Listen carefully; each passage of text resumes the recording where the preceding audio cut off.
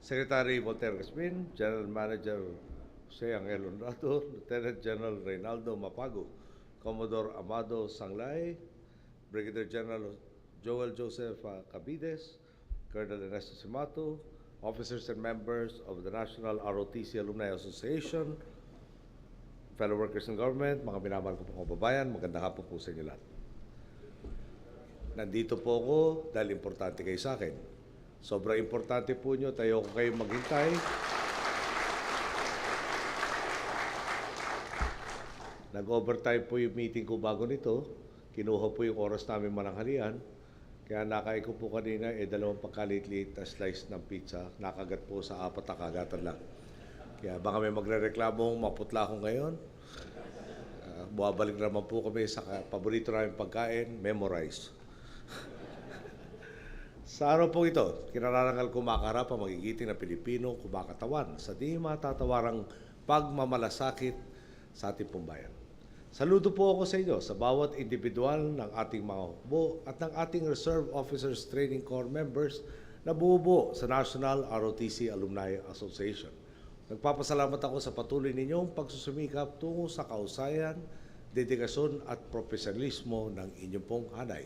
Sa loob ng mahigit 2 dekada, pinagbubuklod ng naraa ang ating ROTC officers at cadets sa pangangalaga, pagsusuporta at pagtataguyod ng demokrasya sa ating pong bansa. Kayo rin ang nagsisigurong napapangalagaan ang karapatan ng inyong pong mga kasapi. Naging lunsaran kayo ng makabayan at sinasalamin ito ng inyong mga miyembro.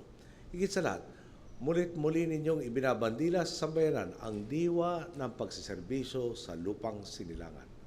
Bilang mga kawal ng bayan, nagdaan kayo sa mga pagsasanay at pagsubok. Pinatibay na kayo ng iba't ibang institusyon.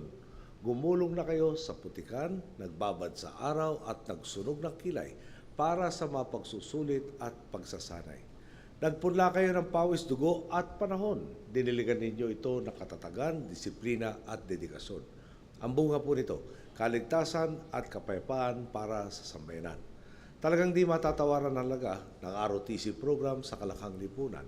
Naghahatid ito ng military training sa ating mga estudyante sa kolehiyo upang mabigyan sila ng kasanayan bilang paghahanda sa pagtatanggol ng bayan. Ang ibig pong sabihin, kung kinakailangan tayo mismo mamamayan ang titindig para sa ating mga karapatan, tayo mismo ang haharap at lalaban. Lalo tigit kung ang nakataya ay ang demokrasya ng ating bayan. Pagdiinan ko lang po, bukas po siguro may kritiko akong magsasabi, utak pulbura naman ako, pasado akong pabor sa militar.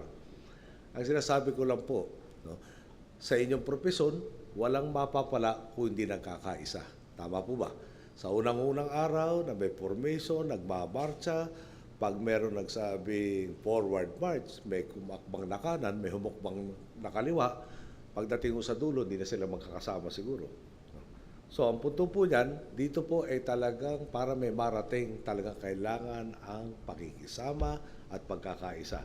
Yan po ang isang pinakamahalagang leksyon sa atin sa pag-aaral ng siyensya ng militar. Ipinapaalala po ng ROTC sa kabataan ang kanilang pananagutan sa bandila at sa kanilang kapwa Pilipino. Itinatanim nito sa kanilang isip at puso ang obligasyon ng bawat isa upang manindigan para sa soberenya ng ating bansa at panatilihin ang integridad ng ating po mga teritoryo. Ngayon po, hindi na mandatory ang ROTC at ayon pa sa datos, malaki ang ibinaba sa bilang ng mga mag-aaral nating naka-enroll sa ROTC. Mula po sa mahigit 800,000 noong taong 1999 hanggang 2000 o school year 99 to 2000, nasa kulang-kulang 105,000 na lang po ang naka-enroll nitong 2011. Sa unang kapat naman ng 2011, nasa mahigit 500 kolehiyo at universidad na lang ang may programang ROTC. Malaki po ang binawas ito mula sa 2,000 paaralang naghahandog ng programang ito bago maipatupad ang kasalukuyang National Service Training Program. Sa kabila nito, naniniwala po tayo, hindi lamang bilangan ng ulo ang larangan ng pagtatanggol sa bayan. Nakasindig ito sa mas malawakan tugon. Hindi ito maikakahon sa paramihan na katawang ihaharang sa baril o kanyon. Mas matibay na koordinasyon at pagtutulungan, sapat at pinagbuting armas at kagamitan ang pagpapalalim sa pagmamahal sa bayan. Ilan lang po ito sa mga larangan at aspektong atin ng tinututukan. Tandaan po natin, mahalaga magkaroon ng mas masusing ugnayan at pagbabayanihan ng ating pamahalaan, hukbong sandatahan at lalong-lalo na ang taong bayan. Bukod tangit, mahalaga ang pagkakataong tangan ng mga sibilyang nating reserve officers bilang mga sibilyan may bentahe kayo sa ibang ordinaryong mamamayan. Madali hong makipag-ugnayan ang ibig sabihin po nun. Kayo sa kasanayang pangmilitar dahil harapan ninyong nakakasalamuha ang ating makawal, mas malawak ang inyong pag-unawa sa diwa ng pakikipagkapwa at pagsisilbi sa bansa. Kayo nag-uugnay at nagsisilbing tulay sa pagitan ng hukbong sandatahan at ng mamamayan. Kasabay nito, buo naman ang tiwala kung patuloy ninyong tutugunan ang inyong mga pananagutan. Ang pagkakaisa nga pong ito ang ating pinagsusumikapan sapagkat alam nating ito ang magbibigay ng kakayahan upang higit nating maipagtanggol ang ating mga karapatan. Ito ang landas na magdadala sa atin tungo sa isang lipunang mas patas at may higit na pagkakataon para sa lahat. Kukunin ko na rin po ang pagkakataong ito upang magpasalamat sa mga napapagtagumpayan ng inyong hanay. Malaki po ang naiambag ng ating mga reservists sa hukbong sandatahan at sa iba pang mga kawanihan upang magampanan nila ang kanilang mga tungkulin sa bayan.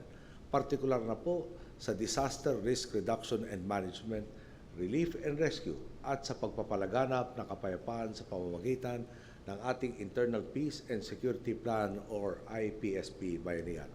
Muli, patuloy po ito sa panibagong pamamaraan natin sa pagharap sa mga pagsubok sa ating internal peace and security. Hindi lamang sa pagtutugon sa mga armadong banta, kundi maging sa pagsusulong ng mga programang pangkaunlaran ng ating pamahalaan. Sa pagbaba po ng bilang ng mga nag-enroll ng ating ROTC program, mahalagang mahimok ang ating mga kabataan na maging bahagi ng ROTC program. Malaking bentahe po ang pagkakaroon ninyo ng iba't ibang grupo sa kalakang bansa. Maaari ninyong mahikayat ang pinakamahuhusay sa inyong mga alumni para makiisa sa pagsasakatuparan ng ating pong ROTC program at tumindig bilang mabubuting halimbawa para sa susunod na henerasyon ng ROTC cadets. Katambal nito, buo po ang aking tiwala sa National ROTC Alumni Association na maipapagpatuloy ninyo ang pagtaguyod sa mga katangiang nagbibigay karangalan sa inyong mga hanay. Sa sambayan ng Pilipino naman po, iisang ididiin kong punto. Nasa mga kamay po natin ang kapalaran ng ating kasalukuyan at kinabukasan.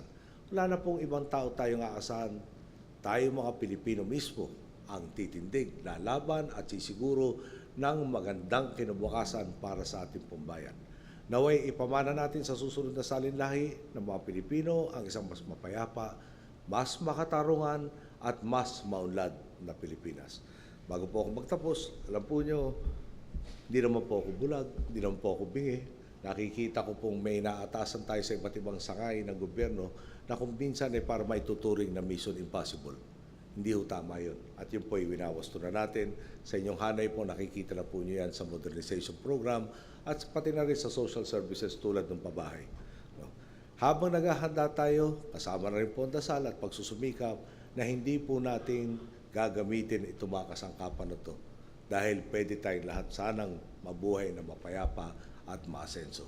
Sa pagtutulungan po natin, yung inaasam-asam ng pagkatagal-tagal ay nalalapit na pong mayabot natin.